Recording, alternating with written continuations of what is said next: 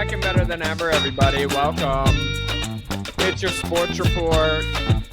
I am Captain Boring. Thank you, everyone, for being here. Drop a like down below when you get to this part in the video. Drop a comment. I was here indeed. Let me know. It's good to see everyone again. I hope everyone had a fantastic weekend.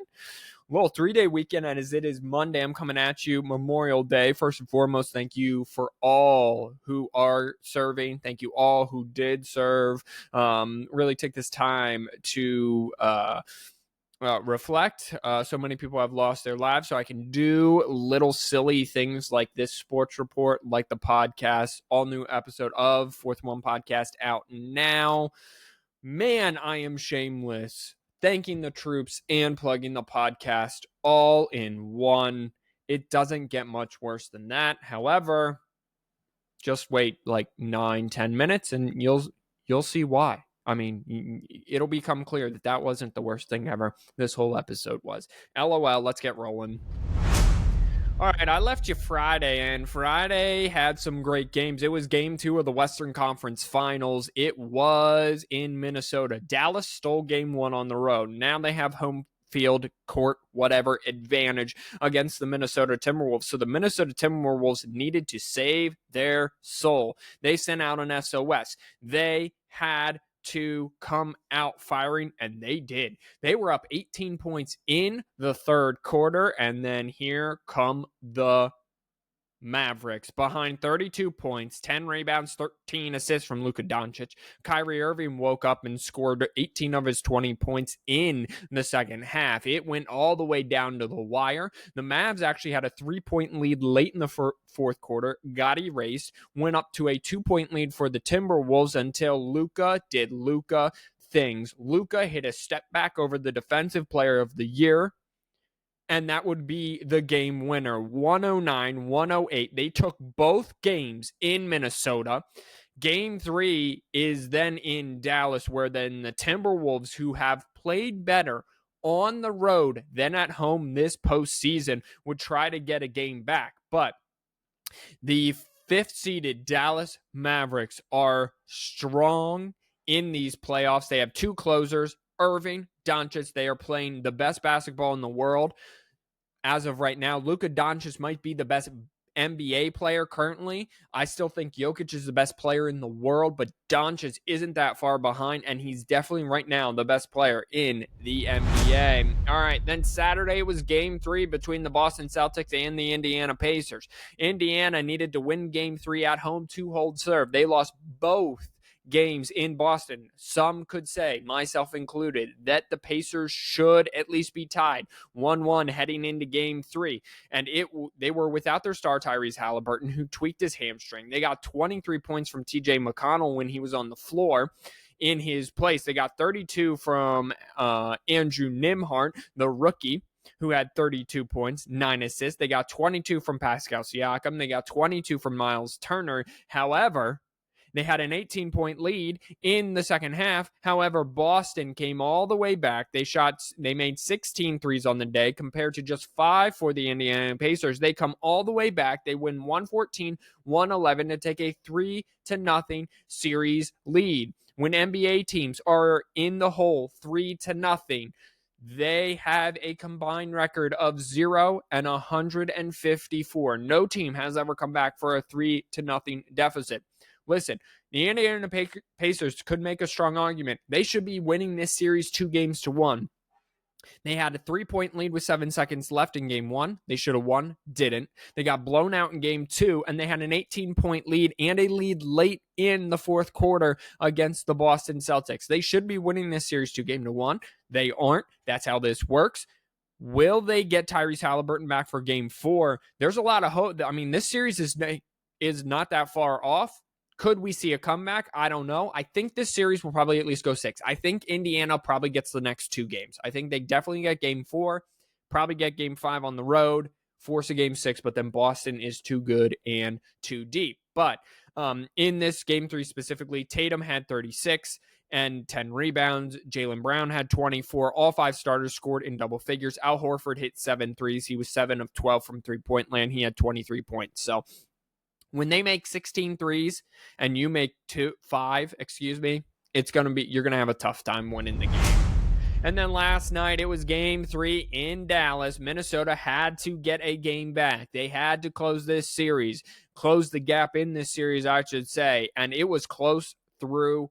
It was an 8-point Mavericks lead at halftime. The Minnesota Timberwolves came all the way back to take a late lead late in this game. And then Luka and Kyrie Irving did what they do. They combined for 22 points in the fourth quarter. And the Minnesota Timberwolves had 20 total as a team in the fourth quarter. The Mavericks closed the game on a 14-3 run behind 33 points from both Irving and Doncic, 7 rebounds, 5 assists for Doncic, 3 rebounds, 4 assists for Irving. They are the best playing backcourt right now in the world. Doncic is playing the best basketball of anyone. 4 or 5 starters scored in double figures. And the Dallas Mavericks go up 3-0 on the Minnesota Timberwolves, 116-107. The big difference here, the Minnesota Timberwolves, 9 of 30 from deep. That's 30% for those of you wondering. For the Dallas Mavericks, 14 of 28. That's 50%. So big difference in 3-point. The Mavericks try to close this series on the road and get much needed rest. I believe that game is Tuesday. I'll let everyone know. Anthony Edwards did finish with 26 points, 9 rebounds, 9 assists, so almost a triple-double. They had 4 or 5 starters score in double figures. The only one who didn't was Defensive Player of the Year, Rudy Gobert. But Karl Anthony Towns couldn't hit a 3 to save his life. He's self-proclaimed the best shooting big man in the NBA history. He sometimes has a point. Tonight he did not. 0 of 8 from downtown, 5 of 18 throughout. He did have a double-double, 14 points, 11 rebounds. But when your second fiddle player to your star, that would be Anthony Edwards, and I'm speaking of Karl Anthony Towns here, is not playing his game and is not at the top of his game, it's very hard to beat a team whose second fiddle player, that would be Kyrie Irving, to Luka Doncic, is playing as well as the primary player, and that's Luka Doncic. So very hard. But the Dallas Mavericks look like the best team in the NBA right now. If they would meet either Boston or Indiana in the NBA Finals, and it's probably going to be Boston, I'm taking the Dallas. I'm putting money on the Dallas Mavericks to win that series. I think that they're just playing better right now. Now, you're going to say, well, the Celtics have lost 2 postseason games in the entire postseason, and the Mavericks went to a Game 7 already and all that. But here's the thing. Pressure makes diamonds, as the Twitch streamer Sketch says. Pressure makes diamonds, and that's correct. I mean, you saw it with Michigan. They were in close games all throughout the season. They get to the national championship game. They get to the Rose Bowl, and when they're down, it's a close game. There's no freak out. It's do what you need done. The Mavericks are used to being in these pressure situations. By the way, the spread in this series total of combined, the Mavericks are plus 13. They've won 3 games, have been decided by a total of 13 points. This is a very close series. Mavericks have not dominated it. They've just closed the game late, and the Timberwolves have not. All right, remember, 0 and 154 win down 3 games to nothing in NBA history. Can the Pacers, can the Timberwolves make NBA history? We shall see. Coming at you tonight is Game 4. Pacers try to stay alive in Indiana, taking on the Celtics. Tomorrow, that would be Tuesday, is Game 4. Timberwolves try to stay alive, taking on the Mavericks on the road. And I will be back then Wednesday to see if anyone's been eliminated or if we have forced Game 5. Let's go over to skating on some ice with razor blades, and we will start on Friday night. It was Game 2 between the Florida Panthers and the New York Rangers. Florida stole Game 1 on the road. That means they now have home ice advantage, if you will. And then they, meaning the New York Rangers, got things started in Game 2. They felt the urgency. They needed to hold that serve, and they did. Vincent Trocheck got things started in the first period. Carter Verhaeghe, then for Florida, tied the game in the first period at 1 apiece. Then we go the second, no scoring. Then we go the third, no scoring. Then we go into overtime, and Barclay Goodrow for the New York Rangers wins it with a assist from one Vincent Trocheck to win the game for the Rangers 2-1. The series is now tied at 1 apiece. If we go to Saturday, out west, I lost my train of thought there. The Edmonton Oilers and Dallas Stars. I want to pause here just real quick. Some of you may be saying, well, he's stumbling, he's bumbling. I'm finding out the scores of these games live with you. When I'm doing, I do no research into this. I just click on the box score and been okay, let's find out what happened in game 2 of the Western Conference Finals in Dallas between Dallas and Edmonton. Things got started for Jamie Benn. First period for Dallas, 1-0. Connor Brown tied the game for the Oilers. However, that's the only goal the Oilers scored in game 3. Mason Marchment and Issa Lindell then added 2 more goals for the Stars. They win 3-1. Series tied at 1 in after 2 games. This is all news to me. I had no idea any of this happened. News to me. I'm finding out with you. That's why I love doing this. It's fun for me just to wing things off the top. So Dallas, after a 3-1 win, tied the series at 1. That was Saturday. Then Sunday, it was game 3 between the Rangers and the Panthers. Again, Panthers at home now. Stole game 1, home court advantage. They need to win game 3 and 4 to hold that home court advantage.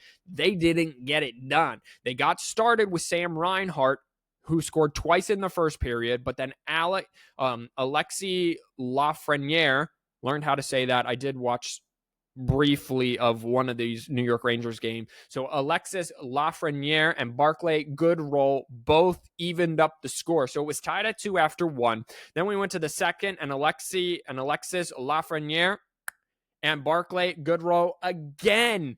2 more goals in the second period. They're now up 4-2 on the day. Then we go to the third, and Alexander Barkov, boom, 4-3. Panthers close the gap. And then Gustav Forsling, boom, another slap shot assisted by Matthew Tkachuk. I actually don't know if it was a slap shot. The game is tied. We now go into overtime. The New York Rangers, Alex Winterberg, hits the winner with assist from Ryan Lindgrad. The New York Rangers steal back home ice advantage from the Florida Panthers with a 5-4 overtime victory. This series is very close. 2 out of the 3 games have gone to overtime so far. The New York Rangers are up 2-1 in this series. Coming at you tonight is game 3 in Edmonton tonight between the Stars and the Oilers. Oilers try to hold serve after stealing game 1 on the road. And then tomorrow, Tuesday, the Rangers look to take a 3-1 series lead. The Panthers look to even this series back at 2 apiece as the Rangers take on the Panthers in the East Final.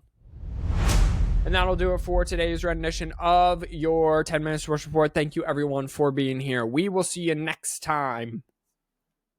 Wednesday, I should produce an episode. Will we already have an NBA Finals matchup set? Will there be game 5s? And we'll see how hockey, who is up either 3-1, 2-1, series tied at 2. Who knows? We'll get there for you. Until next time, know God loves you. I pray God bless you. Thank a veteran if you see one today. And remember all the sacrifices that the military does for us.